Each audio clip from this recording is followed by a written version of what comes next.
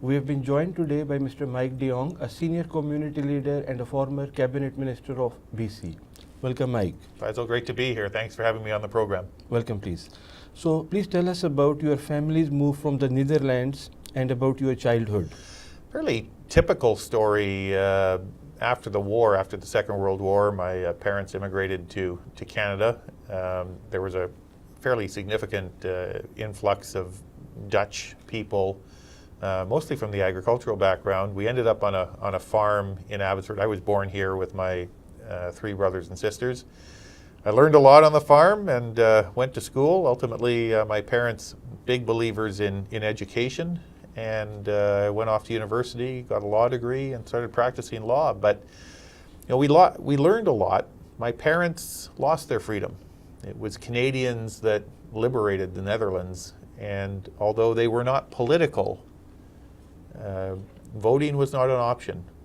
Voting signaled the freedom we have in this country, and it was your duty to perform that task. So I learned obviously a lot from my parents, and their experience is very much a part of my experience. Great. What did you enjoy growing up in British Columbia? Well, it really is the best place on earth, and my childhood was very happy. As I said, I grew up on a farm. My parents wanted us to experience different things, sports. I played a lot of hockey. I still play hockey, and our holidays were generally spent traveling around British Columbia. My father had an old Econoline van that we'd rip all the stuff out of and throw a mattress in, and that was our camper. And we'd travel the highways and byways and explore virtually every part of British Columbia. So I have a great affection for this part of Canada that I call home, and I consider myself very lucky. Great. What encouraged you to become a lawyer? The idea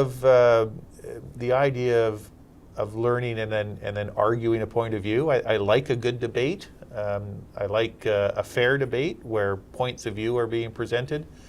So the law attracted me. Helping people is a big part of that.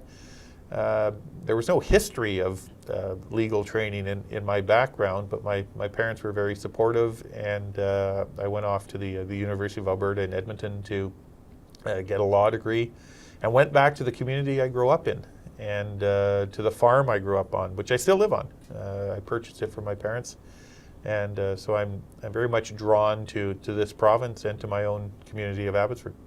Thank you.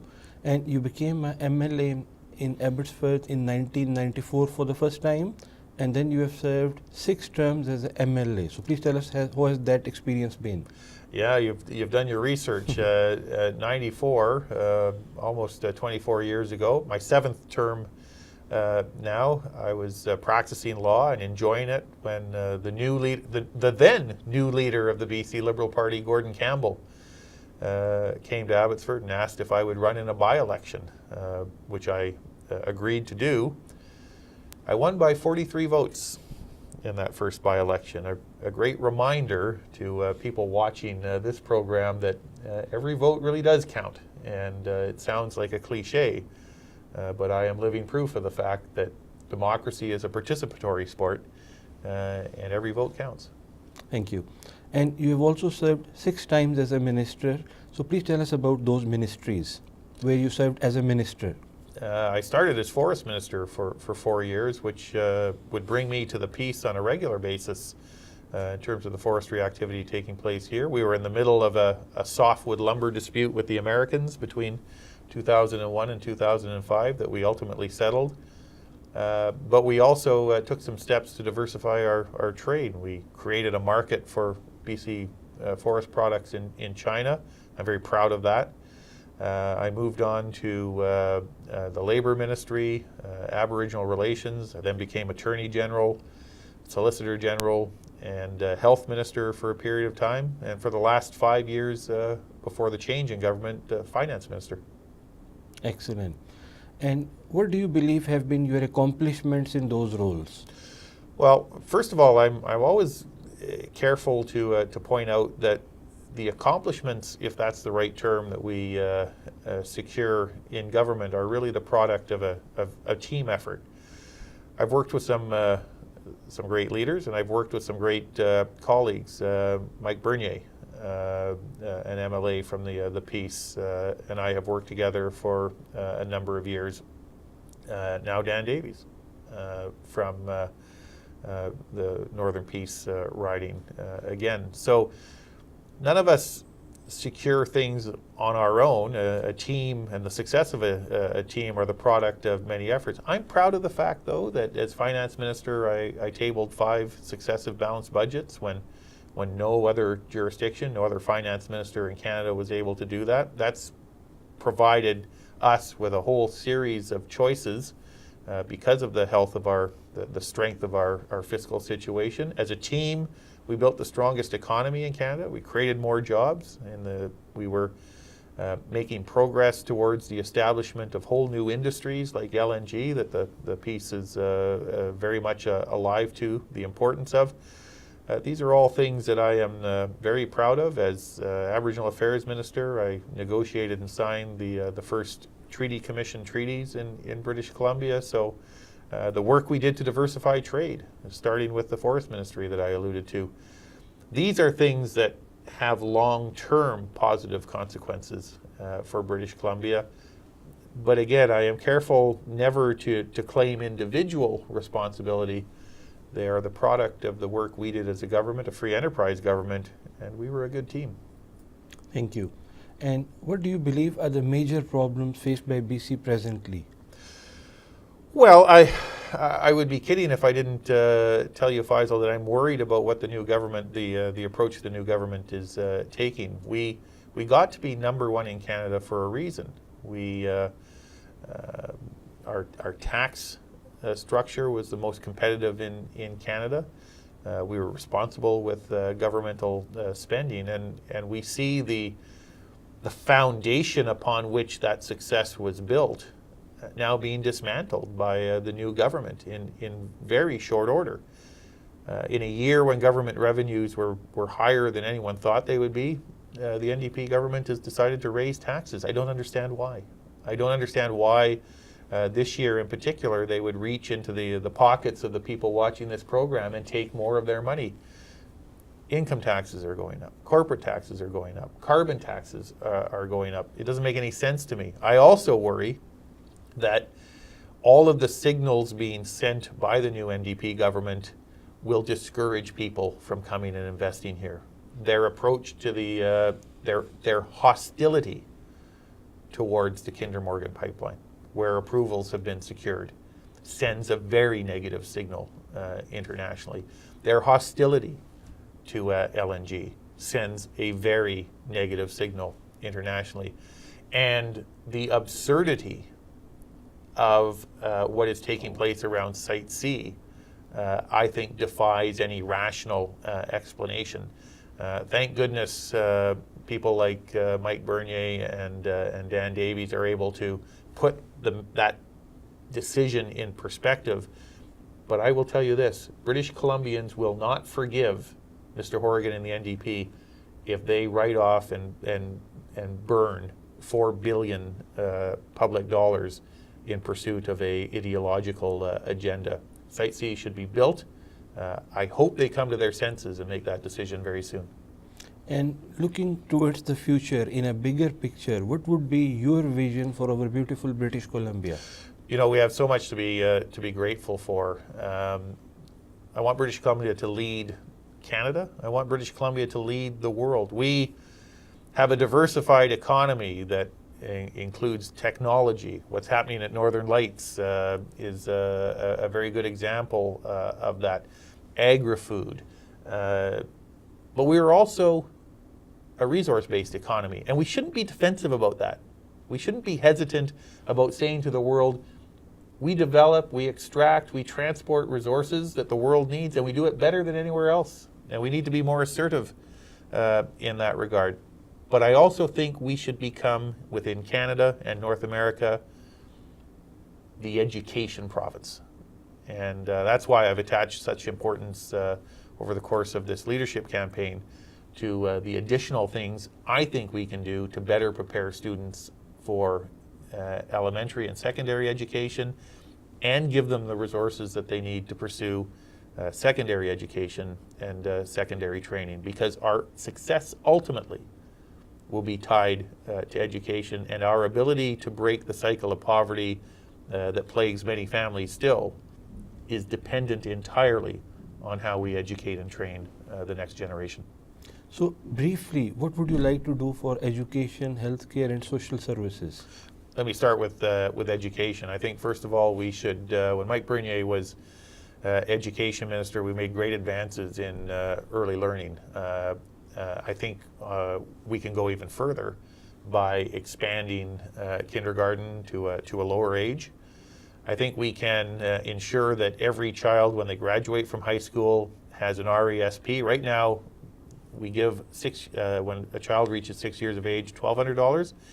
If we give that same child $500 every year until they graduate from high school, they'll have a minimum of $7,000 or $8,000 in an education savings plan that they can utilize, and no young person will be obstructed from getting the training or the post-secondary education that they require. So those are some ideas I have, big ideas. These are not inexpensive ideas, but with the leading economy in the country, we can afford them. Healthcare will continue to be a challenge fiscally. Almost half the budget, almost half of our $52 billion budget now provincially is dedicated to healthcare. Better support for seniors at home, I think, can help arrest some of the growth and pressure on the healthcare budget. But here's something politicians don't like to talk about: prevention.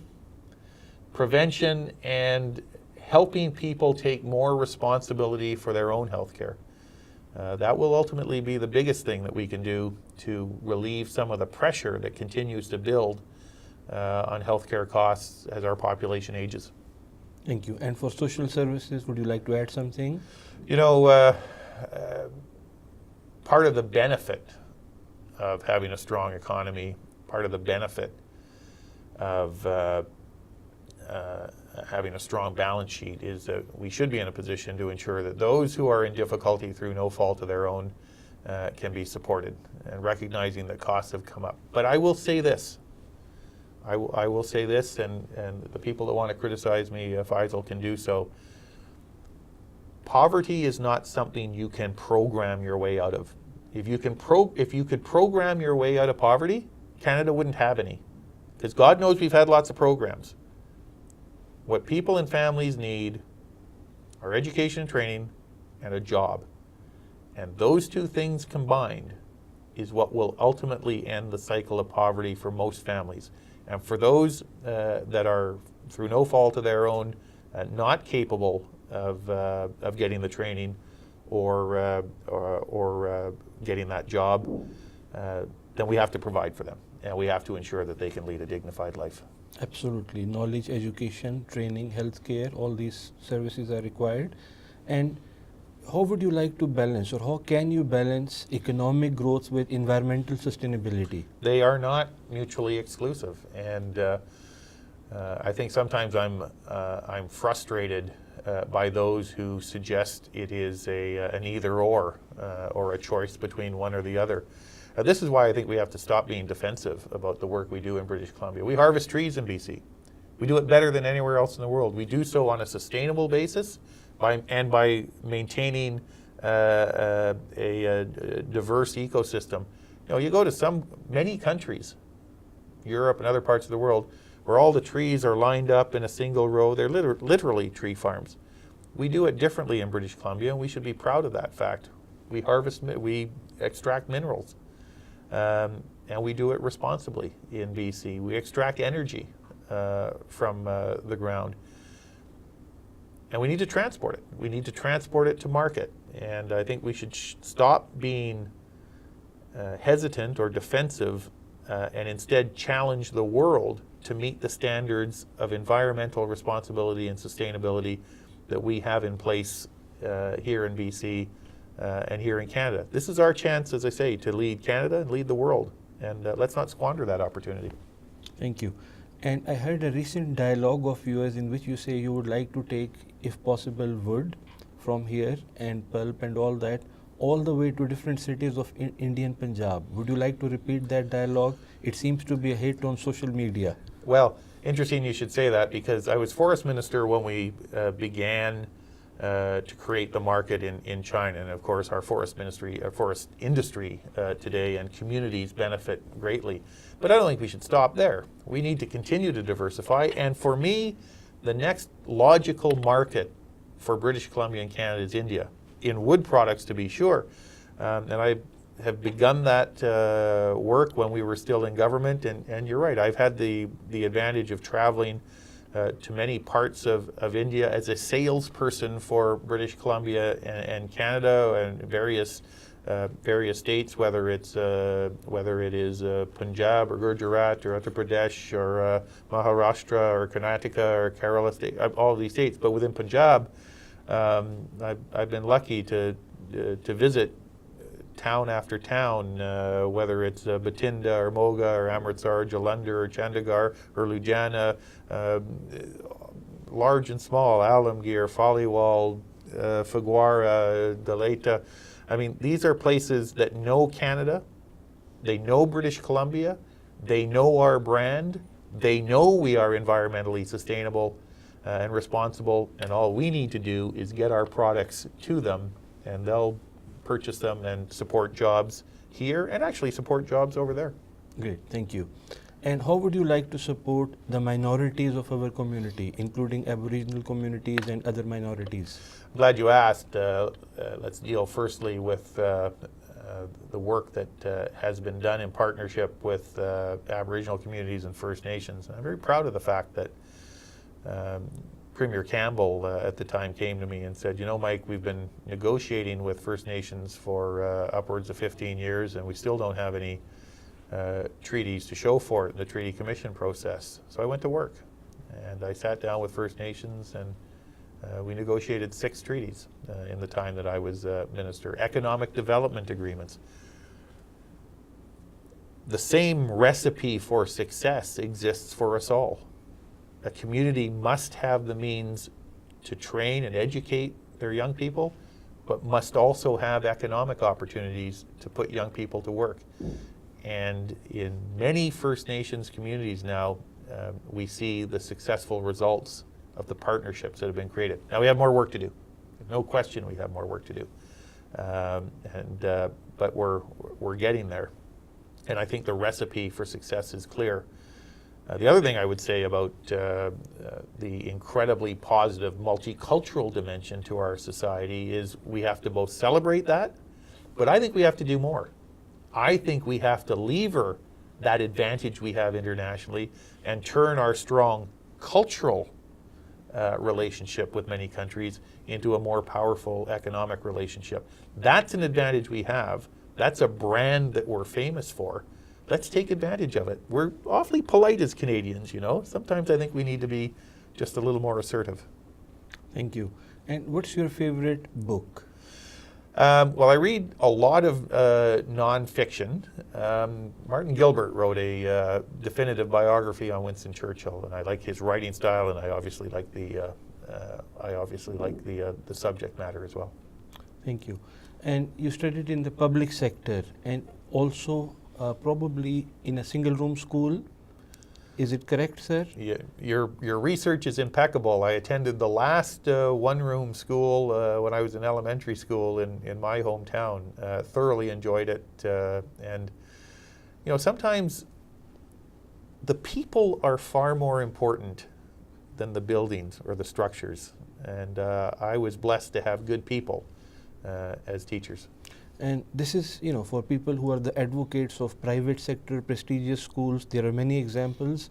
But in my opinion, you know, you and other people studying from a single room school and having all those accomplishments of being a lawyer, being a minister almost 7 times. So our public school system works, whether it's a room or it's a very world-class facility, as you said, people, the education system, and the environment makes a difference. So that's a wonderful part. It is the single most important service, in my view, that the provincial government provides, publicly funded education. Even more important, I dare say, than healthcare. The better educated we are, the healthier we are, because we make better decisions. But I would also, it's kind, your comments, but I have to tell you, I was very lucky, very fortunate to have the benefit of instruction in the public school system from some very, very talented and dedicated teachers. Absolutely, they would be inspiring. And there is one issue too, because when we talk about education and healthcare, you being a MLA 7 times for Abbotsford, and I'm sure you have served sincerely in so many roles, but despite those leadership roles of yours too, the shortage of doctors seems to be still existing. And it's certainly pronounced in some parts of British Columbia. You know, we doubled the number of physicians that were training in British Columbia. We now train doctors in places like Prince George and the Okanagan, Victoria. It was a dramatic expansion of the medical school program in BC. There's something else I think we can do and that we need to do a better job of, and that is facilitate the re-entry of internationally trained physicians. Some of them were from British Columbia originally, some of them were not, but they want to come here and work. And expanding our residency program is, I think, a logical and important way to facilitate internationally trained physicians to provide services in British Columbia. Thank you, sir. What's your message for our peace community? First of all, thank you for the hospitality, and thank you to people within the Peace for the work you have done over the decades to create not just wealth, but a wealth of opportunity for British Columbians and for Canadians. This is a magical part of Canada, and there's a reason people come here and want to come here. I'll do my best, along with Mike Bernier and Dan Davies, to ensure that your voice continues to be heard and that opportunities continue to be developed for not just you, but your children and grandchildren. Thanks for watching today. Thank you, sir. And would you like to add something for the general British Columbians? Well, given the time of year, perhaps a seasonal greeting as we head into the holiday and Christmas season. Take a moment to consider how lucky we are to live in this remarkable place, British Columbia, Canada, wherever you are in this province. Take a moment to count all of our blessings, celebrate your family, celebrate our successes, have a very Merry Christmas and a prosperous and happy New Year. Thank you for coming to our program, and we wish you all the best, sir. Thanks, Faisal. Thank you.